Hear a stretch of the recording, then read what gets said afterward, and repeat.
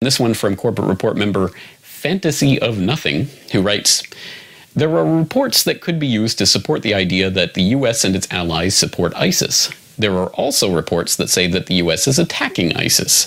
If you don't think the US is attacking ISIS, why treat the information from some reports different than others? How do you decide what reports to believe without falling into confirmation bias? If you do think the US and its allies are attacking ISIS, why would they simultaneously support and attack them?" All right, some good questions here. Thank you for providing them. I think a lot of people probably have these questions when they first start encountering alternative information about how geopolitics really works. And this gets into the 3D chess type of maneuvers that I've talked about before. But let's break this down as simply as possible that we can in the few minutes here. First, on the issue of ISIS and who is funding and supporting ISIS, I will direct you back to episode 295 of the Corbettreport podcast, Who is Really Behind ISIS, where we did talk in some detail about the creation of ISIS and who's actually supporting and funding it. So I think that's the important background here to understand that there is Western and NATO and GCC support for ISIS. That's extremely important. Not only the creation of ISIS directly, but also the surrounding context which allowed it to arise.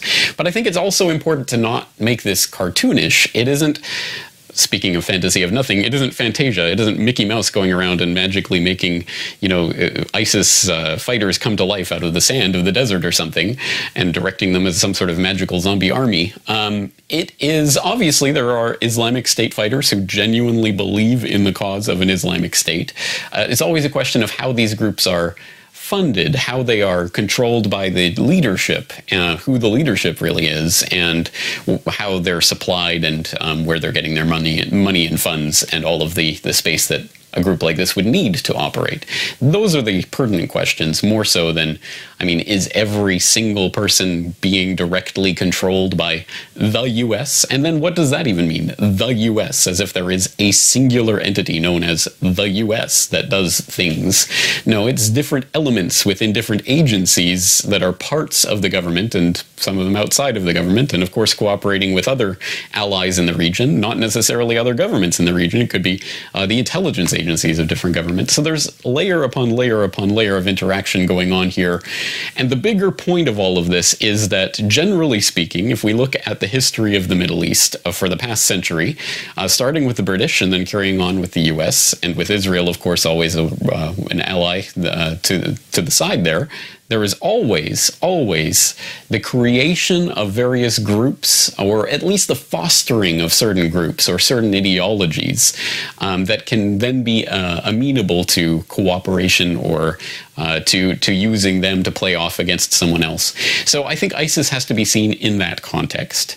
It also has to be seen in cooperation or in consolidation with the other groups that are also fighting with the Syrian government that are not ISIS, including the al-Nusra Front, which is al-Qaeda for all intents and purposes, and which the US is actively supporting and funding and coddling, as we saw recently with the revelation that Russia has said, yes, the US has asked us to stop bombing al-Nusra because, we're also hitting the moderate rebels that are on the side of the US. So there is a whole smorgasbord of players involved in Syria, and they all have their own pieces of what they want to get out of it. But to make it into a singular thing is quite too simplistic.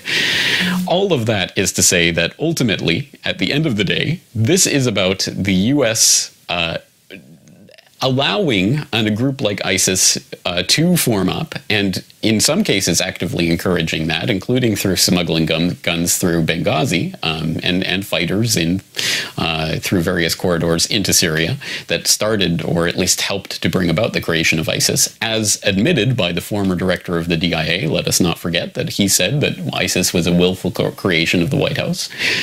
And that is then the excuse for further input and further excuse to go into the country and to say, well, we can't have this situation. Look, Assad can't control the country, so we have to go and make sure that we get rid of him. It's a complicated situation. But yes, in a way, yes, I'm sure they do strategic tactical strikes here and there on on ISIS targets, but clearly they're not destroying the infrastructure and shutting down the supply lines and the Jablis corridor and all of the areas that they would need to actually stranglehold them. So because, of course, there are the moderate rebels that they want to help out.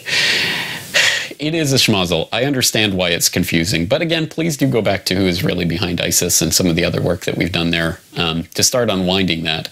But yes, long story short, they put Islamic terrorists in various pieces of the chessboard as the excuse to then go in and take over that part of the chessboard. That's what we saw in Libya.